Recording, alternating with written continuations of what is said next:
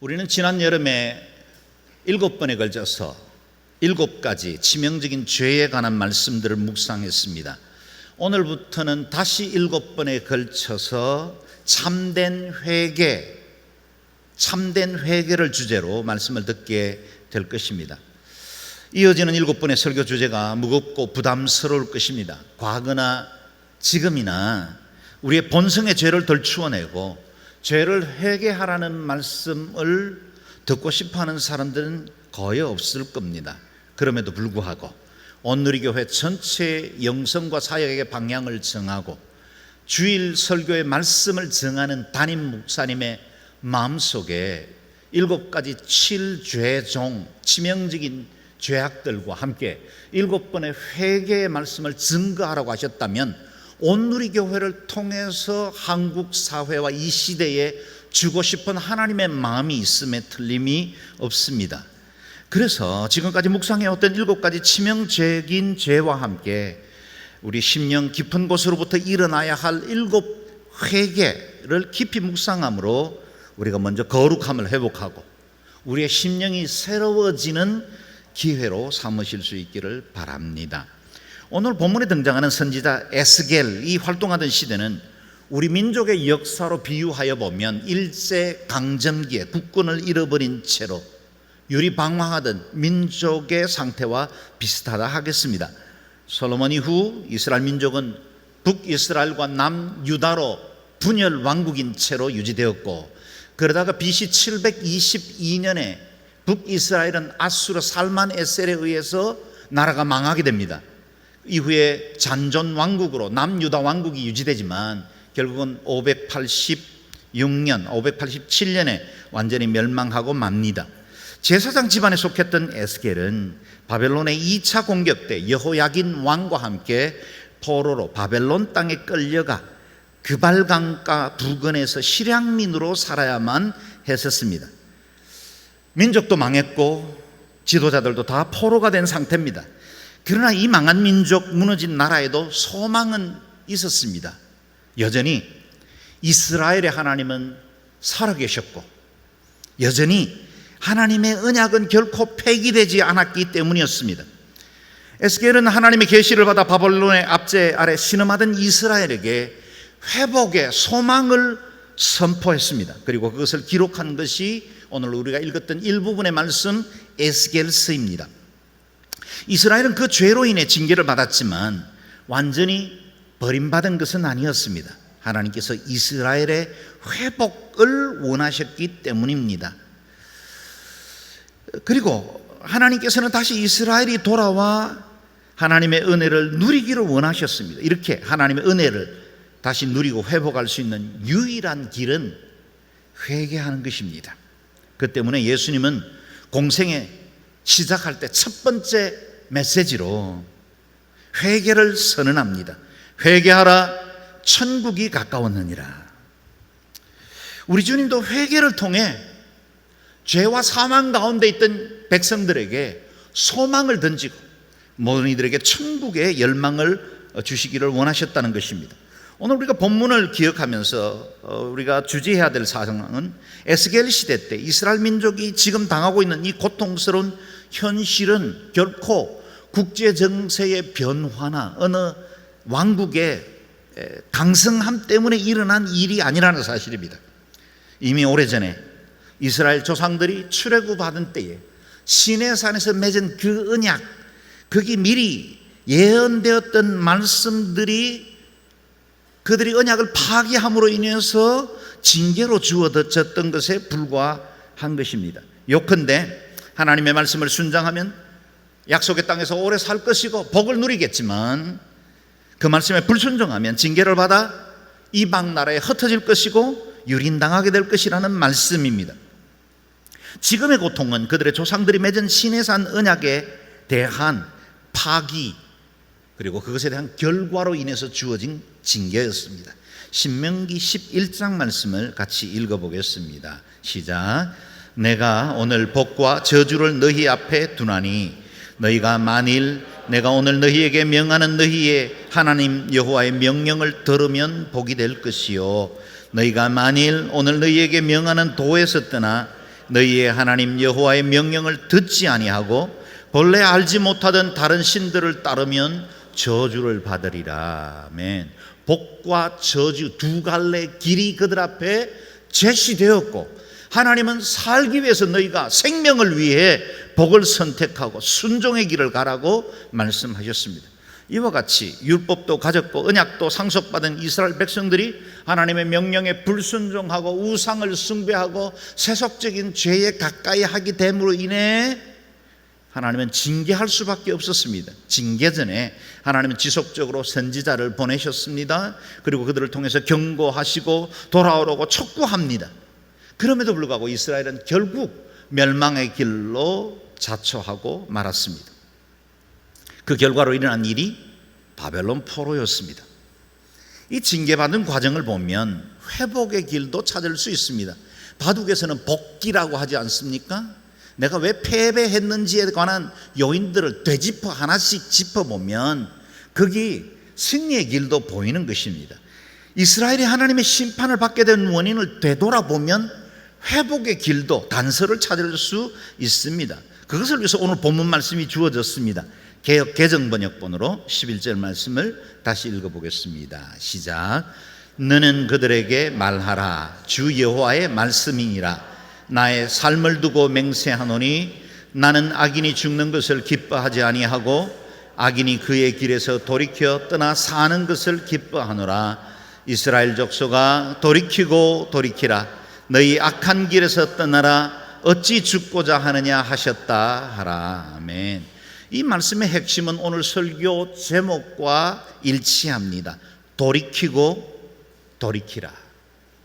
돌이키고 돌이키라. 여러분, 이 경고의 말씀이 누구에게 선포되었는지를 먼저 기억할 필요가 있습니다.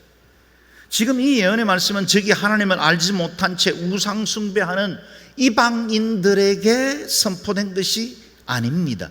언약의 백성인 이스라엘 백성, 그들에게 이와 같은 경고가 주어졌다는 거예요. 율법도 가졌고 선민이라는 특권도 가졌지만 그들은 악한 길에서 떠나지 않고 스스로 우상과 죄악을 가까이 함으로 인해 하나님 앞에 심판받을 수밖에 없었고, 하나님은 선지자를 통해 돌아오고 돌아오라 그렇게 촉구하고 있습니다.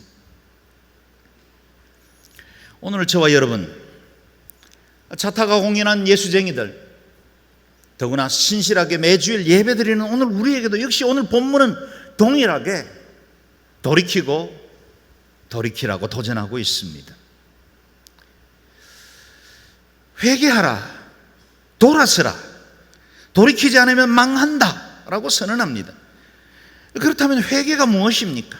Conversion, 회개가 뭡니까? 회개란 우리 자신이 하나님 앞에서 영원히 죽을 수밖에 없는 죄인이라는 것을 진심으로 자백하고 그리스도의 십자가의 공로로 말미암는 용서의 은총, 그것을 받아들이는 것을 회개라고 말합니다. 회개는 지은 죄에 대한 어떤 보상 행위를 말하는 게 아닙니다. 자신의 죄를 인정하는 것입니다. 위로부터 임하는 은혜가 아니면 나는 도무지 살 수가 없다는 자기 고백입니다. 철저한 자기에 대한 절망으로부터 회개는 시작됩니다. 내가 철저히 깨어질 때 그 속으로 하나님의 은혜가 흘러들어오기 시작하는 겁니다. 17세기 청교도 설교자 리처드 백스트는 사람을 두려워하지 않고 오로지 하나님 한 분만 두려워하며 말씀을 증거한 설교자로 잘 알려져 있습니다. 그는 습관적으로 교회 생활을 하는 종교인들에게 회개 없이는 구원도 없다고 준엄하게 경고하면서 회개의 산을 넘지 않은 채로 천국으로 이르려고 하려는 모든 시도를 거치라고 선언했습니다. 백스터가 도전한 회개의 메시지 본문 일부분을 한번 들어보십시오. 당신은 지금까지 무지와 경솔함과 억척과 고집 속에서 살아왔다. 세상사의 염려에 압도되어 하나님의 영원한 영광을 무시했다. 육신의 탐욕과 지독한 이기심과 멋들어진 옷과 쓰레기 같은 자랑거리와 헛된 자존심으로 노예로 살아왔다. 살아생동하는 믿음으로 복되신 구세주를 영접하지 않고 그분의 사랑을 전심으로 찬양하지도 감사하지도 않은 채 살아왔다. 하나님과 천국을 가장 귀한 것으로 여기지 않으며 살아온 것입니다. 하나님을 전심으로 사랑하기보다는 당신의 육신을 정성껏 위하며 하늘에 속한 것보다 땅에 속한 것들에 마음을 두고 살아왔다. 이제 당신 자신을 돌아보라. 회개의 은혜를 받아들이게 해달라고 하나님께 울부짖으라. 여러분, 이 선언의 말씀은 저기 믿지 않는 무슬림권에 가서 선포한 것이 아니라 영국 한가운데 기독교의 전통으로 태어났고 노미널 크리스천으로 살아가는 사람들에게 도전한 말씀입니다. 그는 무늬만 그리스도인인 짝퉁 회개를 버리고 진심으로 하나님 앞에 돌이키라고 경고하고 있는 것입니다.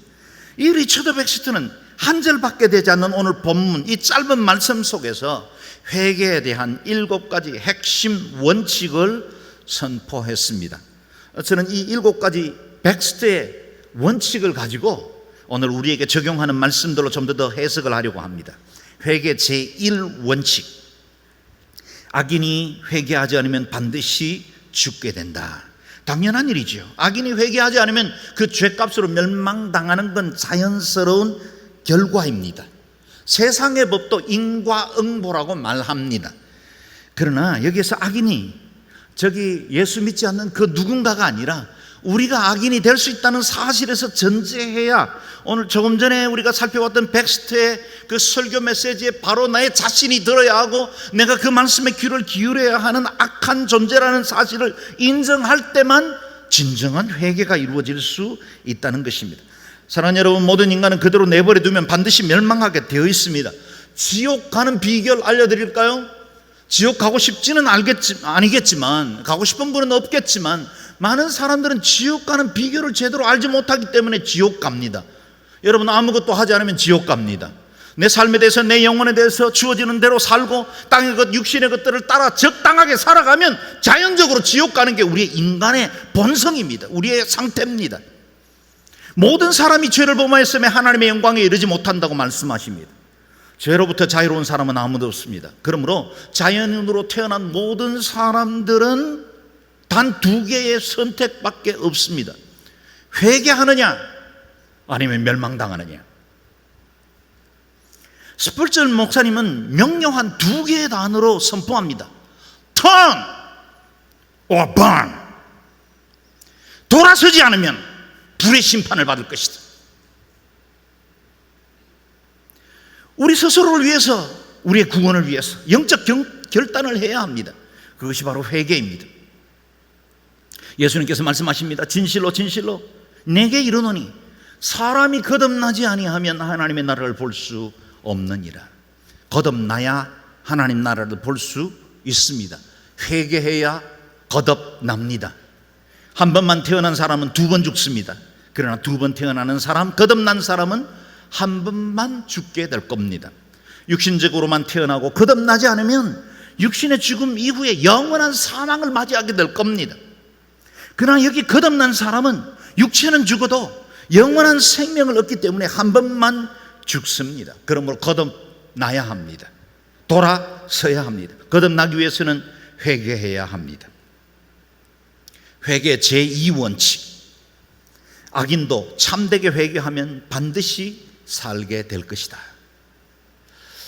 어떤 죄인이라도 자신의 죄에서 돌이켜 하나님의 자비를 구하기만 하면 하나님의 용서가 임하고 하나님은 그의 심령을 회복하여 하나님의 자녀가 되는 권세를 얻게 하십니다.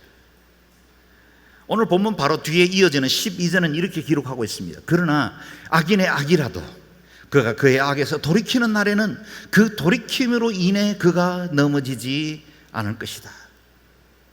그가 돌이킴으로 인해 넘어지지 않을 것이다. 아무도 주님의 구원을 얻지 못할 만큼 악한 사람은 없습니다. 그 어느 누구도 구원받기에는 너무 늦은 사람은 없습니다. 주님은 십자가에 못 박히는 마지막 순간에도 자비를 구하는 우편 강도에게 오늘 내가 나와 함께 낙원으로 갈 것이라고 약속해 주셨습니다. 이 위대한 선포를 들어보십시오. 주의 이름을 부르는 사람은 누구든지 구원을 받을 것이다. 누구든지라고 했습니다. 제한되지 않는 하나님의 사랑입니다. 한없는 하나님의 용서를 선포하십니다. 그 넓은 가슴에 누구든지 달려가 안길 수 있습니다. 하나님께서 임종 직전까지 마지막 감각을 살려두는 부분이 청각이라고 하지 않습니까? 마지막까지 복음을 듣고 거듭나 회개할 수 있도록 감각을 살려두는 마지막 부분이 청각이에요. 누구든지 복음을 듣고 회개하고 돌아오기만 하면 구원을 받습니다. 그래서 악한 자이든 그가 어떻게 살아왔든지 주님의 은혜 앞으로 돌아오기만 하면 그의 모든 악과 죄는 천농이 녹듯이 다 사라지게 될 것입니다. 주님의 인자가 넓은 팔을 펴고 우리를 기다리고 계십니다.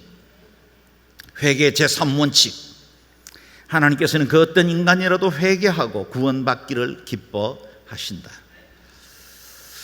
이 하나님의 선하신 계획을 보십시오. 나는 악인이 죽는 것을 기뻐하지 아니하고 악인이 그의 길에서 돌이켜 떠나 사는 것을 기뻐하노라. 선하신 하나님께서 인간을 위해서 가지신 계획은 구원이고 생명입니다. 당신의 형상으로 지음받은 인간이 거룩을 회복하고 영원을 소유하기를 원하십니다. 여러분, 우리가 잘 아는 대로 성경 전체에서 하나님의 마음을 가장 잘 표현한, 성경을 한마디로 요약한 한 절을 들라 하면 두 번 생각할 필요도 없이 요한복음 3장 16절을 들 것입니다. 16절 17절 말씀을 함께 읽어보겠습니다. 시작. 하나님이 세상을 이처럼 사랑하사 독생자를 주셨으니 이는 그를 믿는 자마다 멸망하지 않고 영생을 얻게 하려 하심이라. 하나님이 그 아들을 세상에 보내신 것은 세상을 심판하려 하심이 아니요 그로 말미암아 세상이 구원을 받게 하려 하심이라. 아멘. 너무나 잘 알고 있는 말씀이죠. 그야말로 복음의 핵심 중에 핵심이라 할 수 있겠습니다. 우리에게 회개하라 하시는 의도에는 하나님의 사랑이 전제되어 있습니다. 돌이키라 말씀하실 때는 받아주시겠다는 하나님의 용서가 이미 선언된 것입니다. 왜 회개하라 하십니까? 사랑하시기 때문입니다. 왜 독생자 예수님을 보내셨습니까? 용서하시기로 결정하셨기 때문입니다. 왜 믿게 하십니까? 영생을 예비해 놓으셨기 때문입니다. 세상이 멸망받는 것이 하나님의 계획이 아닙니다. 예수님을 보내셔서 이 땅에 처절한 그 십자가의 고통을 당하셔서까지라도 그가 하나님과 본체이셨지만 그 영광됨을 취하지 아니하시고 엘리엘리 라마 사박다리를 부르며 저주받은 자로 버림받을 때까지 주님이 그 아들을 내어주신 이유가 뭡니까? 어떤 악인, 어떤 죄인도 회개하고 돌아오기를 기다리시는 하나님의 사랑이기 때문입니다. 진실한 회개 제4원칙, 하나님께서는 인간의 회개를 얼마나 기뻐하는지 맹세로 확정해 주셨습니다. 오늘 본문에 말씀하시죠. 나의 삶을 두고 맹세하노니 나는 악인이 그 길에서 돌이켜 떠나 사는 것을 기뻐하노라. 전능하신 하나님께서 이 미물 같은 인간에게 호소하듯이 달래듯이 부탁하듯이 말씀하십니다. 나의 삶을 두고 맹세하노니. 여러분, 하나님의 살아계시면 분명하지 않습니까? 세상이 다 천지가 사라지고 없어지고 온 우주가 체질처럼 말려 사라질지라도 우리 하나님은 영존하시는 분이십니다. 그분이 살아계심으로 맹세를 하기를 나는 악인을 구원하기를 원한다 말씀하시는 것입니다. 누가복음 15장에 예수님께서 들려주신 돌아온 탕자 이야기를 기억해 보십시오. 아버지의 재산을 다 탕진하고 방탕하게 살아갔던 그 둘째 아들이 돌아오기를 기다리며 동구박을 서성이는 아버지, 그 아버지가 저와 여러분의 하나님 아버지십니다. 이야기의 주인공은 탕자가 아닙니다. 아버지시죠. 죄의 대가로 당연히 멸망받아야 하는 것이 그의 죄값이지만 아버지는 그리하지 않습니다. 여러분, 우리의 죄값에 의해서 마땅히 멸망당하는 것이 우리의 결과이지만 하나님은 우리를 그렇게 내버려 두지 않으십니다. 독생자를 내어주셨습니다. 우리를 구원하시기를 원하십니다. 그리고 그것은 맹세하신 사랑입니다. 하나님의 존재 자체를 걸고 우리에게 맹세해 주신 것이 하나님의 사랑이에요. 하나님께 유익이 되지도 않습니다. 단지 우리의 구원을 위한 것인데 하나님이 이렇게 애타게 한 영혼이라도 더 구원하기를 원하십니다. 그리고 예배하는 우리뿐만 아니라 아직도 그 사랑 알지 못하는 사람들에게 그 구원이 전해지기를 하나님은 기다리십니다. 그런 사랑에 눈이 멀어버린 바보 행전의 주인공, 그분이 우리의 아버지십니다. 회개 제5원칙, 하나님은 죄인들의 회개를 진정으로 원하시기 때문에 명령과 권고를 거듭 반복하십니다. 하나님께서 거듭 말씀하십니다. 돌이키고 돌이키라. 인간의 죄성은 한 번의 회개로 온전해지지 않습니다. 돌이켰다가 다시 돌아가고 조금 깨어있다가 어느새 잠들어 버립니다. 마치 돼지가 씻은 몸으로 다시 그 누웠던 곳으로 되돌아가는 것과 같지요. 개가 그 토한 것을 다시 먹듯이 어리석은 사람도 자기의 어리석음을 되풀이한다. 잠언의 말씀 그대로죠. 우리가 우리 자신을 돌아보면 늘 넘어지던 죄에 또다시 넘어집니다.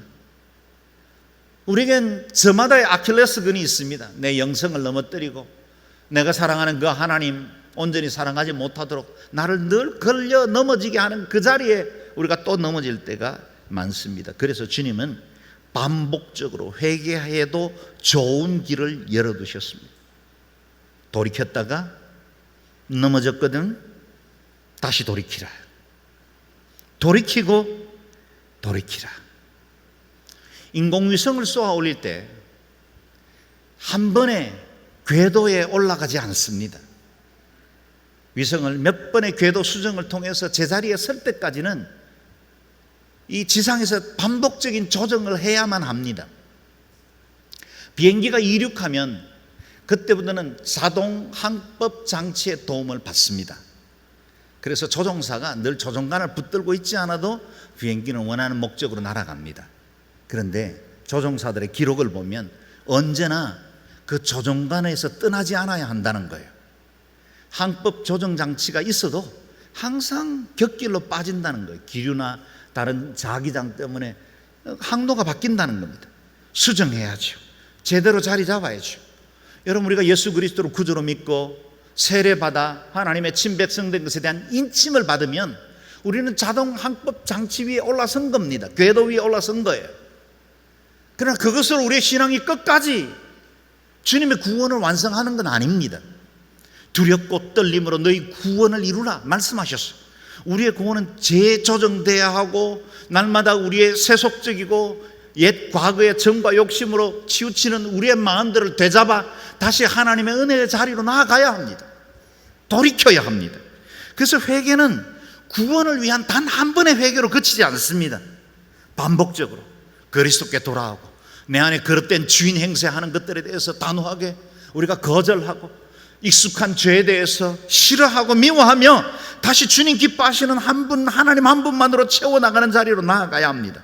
그래서 회개에는 횟수의 제한이 없습니다.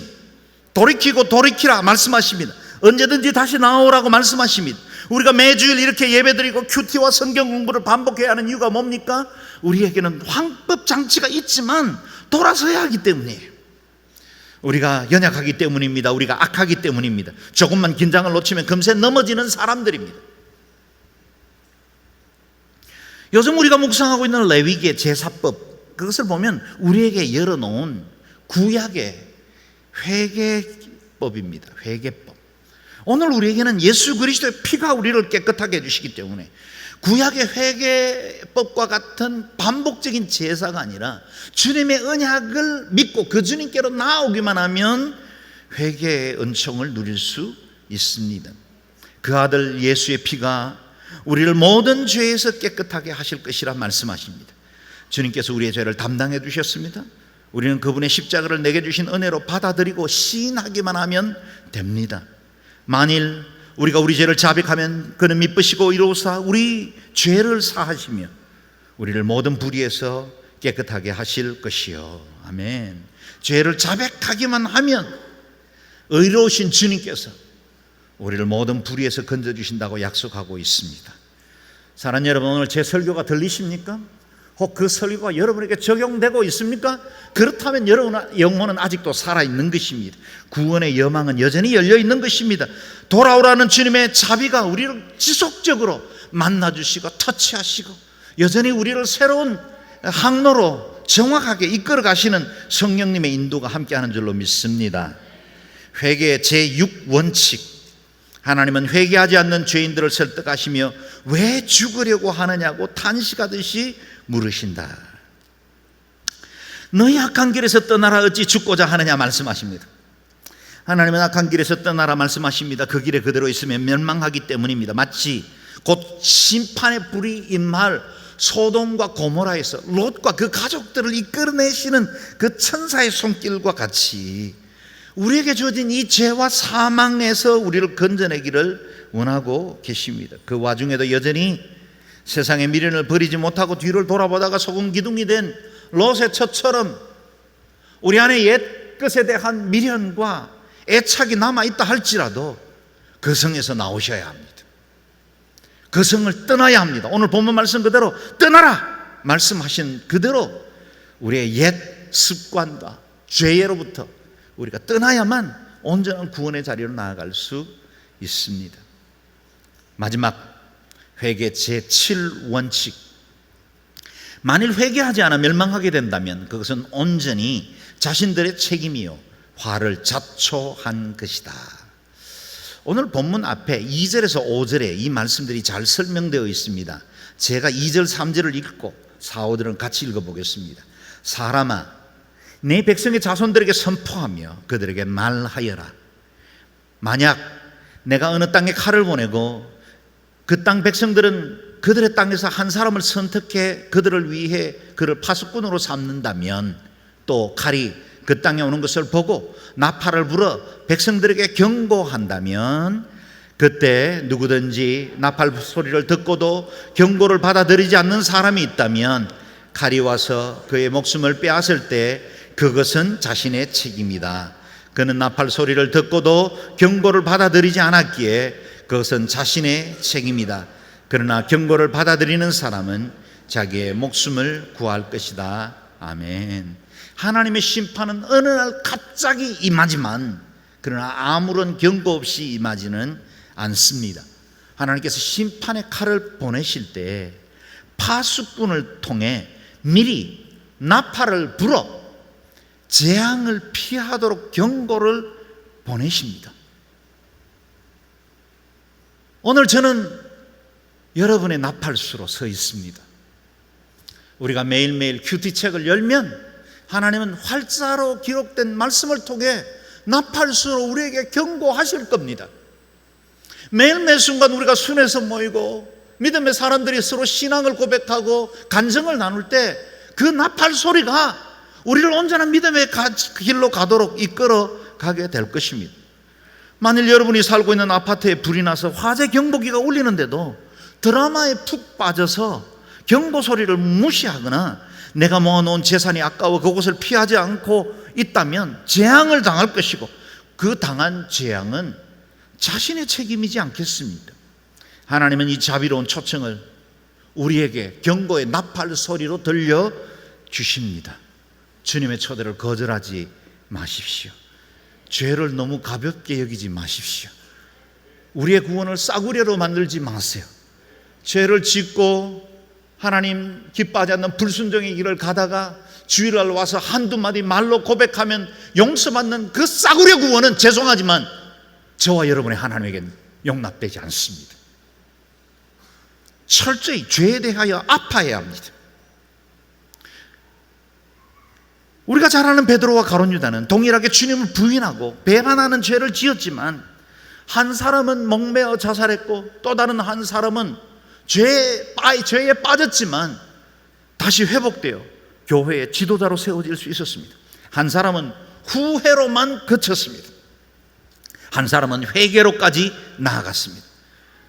죄의 회개는 후회로부터 시작하긴 하지만 그 단계에서 머물러 있으면 결코 하나님의 은혜를 누릴 수가 없습니다. 세상 사람들도 죄책감은 다 갖고 삽니다. 다 미안해할 줄 압니다. 그러나 거기 머물면 결코 온전한 회복이 임하지 않습니다. 여러분, 내 죄에 대한 자각보다 더 중요한 건 정서적인 동의가 입술의 고백으로 그치지 않고 그 죄로부터 떠나려는 의지적인 결단이 필요합니다. 그러므로 참된 회개는 구체적인 열매로 드러나야 합니다. 기억하십시오. 변화가 따르지 않는 회개는 참된 회개가 아닙니다. 변화가 따르지 않는 회개는 참된 회개가 아닙니다. 예수 그리스도의 보혈은 모든 죄를 덮기에 충분할 만큼 크고 그 인자가 크지만 우리가 버리지 않는 죄와 그 습관들을 적당하게 덮어버릴 만한 기만을 당하지는 않습니다. 하나님은 우리가 죄에 대해서 직면하고 아파하고 죄에 대해서 돌이키기를 원하십니다. 참된 회개의 자리로 나와야 합니다. 돌이키고 돌이키라. Turn or burn. 심판을 피할 수 있는 유일한 길은 돌이키는 길입니다. 사랑하는 여러분, 마지막으로 하나님께서 우리에게 회개를 명하시는 이유는 무엇일까요? 우리 자신의 행복을 위한 것입니다. 하나님 회개를 통해 이 땅에 사는 날 동안에도 영원한 생명과 천국의 기쁨을 누리며 살기를 원하십니다. 우리에 대한 하나님의 계획, 때로는 경고하시고 때로는 고난과 시험을 통해서 우리를 단련하셔서 더욱 온전한 하나님의 사람으로 빚어가시는 이유가 뭡니까?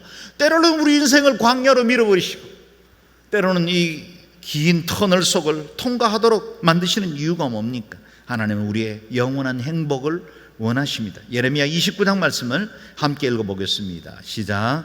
여호와의 말씀이니라. 너희를 향한 나의 생각을 내가 아나니 평안이요 재앙이 아니니라. 너희에게 미래와 희망을 주는 것이니라. 너희가 내게 부르짖으면 내가 와서 기도하면 내가 너희들의 기도를 들을 것이요 너희가 온 마음으로 나를 구하고 나를 찾을 것이요 나를 만나리라. 아멘. 온 마음으로 나를 구하면 나를 찾을 것이다. 그리고 나를 만날 것이다 하셨습니다. 온 마음으로. 참된 회개는 온 마음으로 주님의 은혜로 나아오는 것입니다. 내 전 존재가 주께로 돌아가는 것입니다. 내 심령 속 내 인생의 가장 중심에 그리스도 한 분으로 채워가는 것입니다. 회개라는 건 과정일 뿐입니다. 회개를 통해서 얻고 싶어하는 건 뭡니까? 예수님이 나의 온전한 주인이 되는 것입니다. 회개를 통해서 우리가 추구해야 하는 것은 무엇입니까? 주님이 거룩한 것처럼 우리도 거룩해지는 것입니다.